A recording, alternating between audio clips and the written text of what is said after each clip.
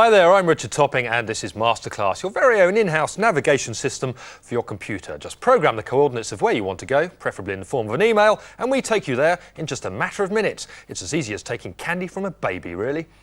Hi Topster, could you please tell me how to make a screensaver out of a Flash animation?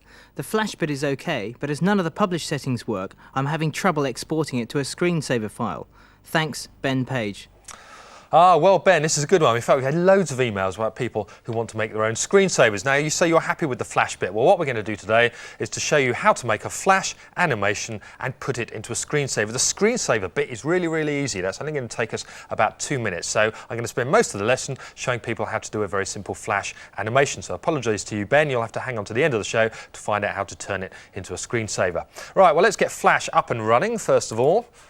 We really do like this program. It is a super piece of software, and I know we use it lots, but there's nothing else quite like it out there, and so many people. There's Adobe Live Motion, but you know, I'm a fan of this one. Okay, now what we're going to do is create some text that we're going to have flying onto our screen, on and off, and that's going to be our screensaver. Now, to do that, we need to make the texts into bits of graphics. So what I need to do is pull up my window first, and the window that we're going to pull up is the library. Now, this is where you keep all the stuff that you make when you're making a Flash animation. So if I pull up the library, you can see that it's empty, and in fact it tells us we have an empty library. So what we need to do is make two graphics. I'm going to use two words in this, Richards and computer, and then I'm going to have them swirl around the screen a bit and turn those into our screensaver. So to add a graphic, I come down to this little sort of blue cross down at the bottom where it says new symbol, and a click on that will take us into the part where we can choose to make a graphic.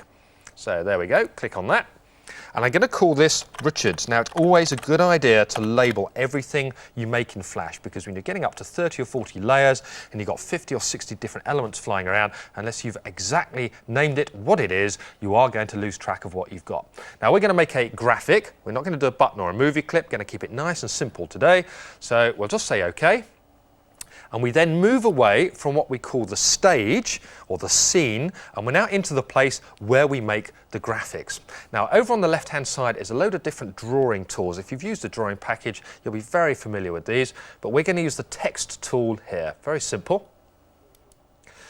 We're going to choose a typeface, and I think we'll call a trendy typeface. I'm sure it won't be trendy. And we'll make it a nice big size so that we can see it. And then we'll make it a nice colour as well. Some sort of, I don't know, purpley bluey colour. Purpley blue, there we are, perfect. Now what I'm going to do is click on my page. Now this little crosshair in the middle here, not the one with the A next to it, that's my cursor, but this one here is the centre point of the graphic, and whenever you're making a graphic, you should always try and put it over the top of that cross. It just makes controlling the graphic a lot easier later on. So we call it the registration point.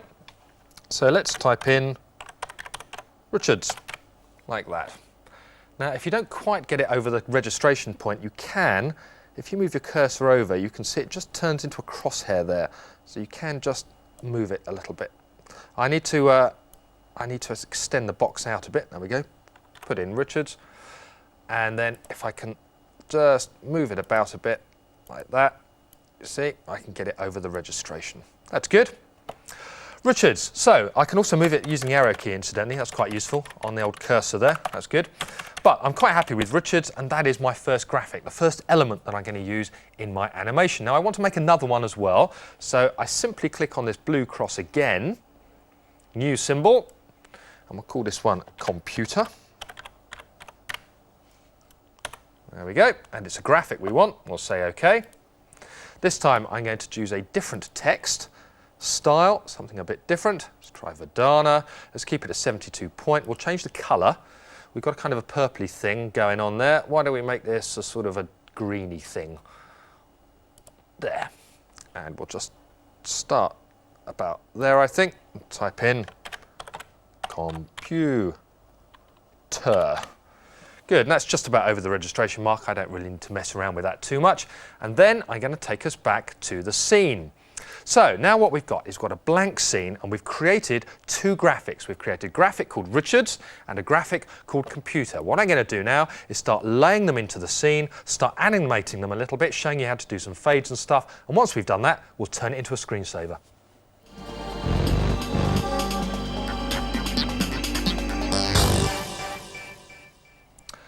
Great. Now then, what I need to do is just reduce the size of my view a little bit so that I can see stuff around the edges, and I can do that just by going down to 50%. Good. Now then, this is where we keep the layers over here. We've got one layer at the moment. As with everything, we're going to label it. So I'm going to double click on it and call it Richards. And then I'm going to add another layer by clicking on this button. I'm going to call this one Computer. This is just so we know exactly what we're doing. Okay, well, let's put Richards up the top. I can just do that by grabbing hold of it and moving it upwards. And what I'm going to do is grab my graphic now and pull it onto my page. So let's grab hold of Richards from here and pull it over to the side of the page. Perfect. Now then, what I want to do is line that up there, and I'm going to add my last keyframe up the end here. So my entire animation is going to last 50 frames. So I click there and I right mouse click on it and I go Insert Keyframe. So now I've got 50 frames in which I can animate my text. So the first thing I'm going to do in my first frame is right mouse click on my graphic and I'm going to scale it a bit. So I'm just going to shrink it down like that. And while it's there, I'm going to change the color. So I go Modify, Instance, Color Effect, Alpha, just take it down to 0%. Then I'm going to put in a keyframe here. So I right mouse click and I go Insert Keyframe. I move my graphic across to here. Now I can start messing around with it, changing it. So I'm going to scale it, have it come down here. I'm going to change the color on it. So I'll bring the instance back up. So we're making it appear visible. That's good. Now I'm going to add in another keyframe here. So I go Insert Keyframe. I'm going to move this down to here. I'm going to have that twizzle a bit. So I right mouse click on there, Properties. Let's go to Tweening, which is the motion part of it. Let's have a motion tween, and I'm going to do a clockwise spin 2 times. And I'll ease it in. If you're familiar with Flash, you'll know what all of this means, but we're really just kind of twiddling around with it at this stage. So let's add our motion tween in here, and add our motion tween in here. Good, so let's just see what that looks like. Richard comes in, it comes down to here, and then it twiddles off the page. Perfect. Right, now let's come and do something with our computer. So we click on the computer, and we bring that in. I'm going to have that come in from this side. So on the first frame, it's down here. So let's add in a keyframe over here somewhere. Let's go Insert Keyframe.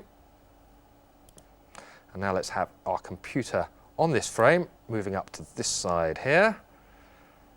That's good. And why don't we scale that so it looks absolutely enormous? Right the way out.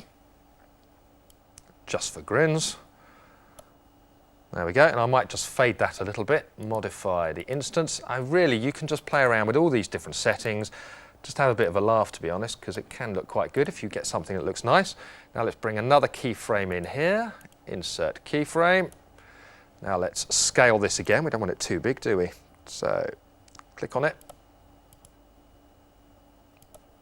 right mouse click, scale, bring it in there, and then another keyframe over here, Insert Keyframe, like that, and let's move this completely off the page up here. Now let's just add in our motion tween on those, and let's see what we've got. So we just run our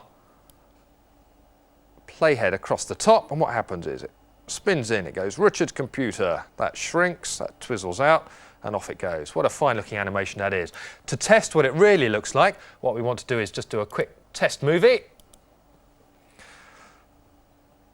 Spin, twirly, fadey, it's all terribly exciting. So what we've done now is we've created the animation. What we need to do now is save it in a format that it's going to be read by the screensaver software, publish it, and then make that our screensaver. Job done.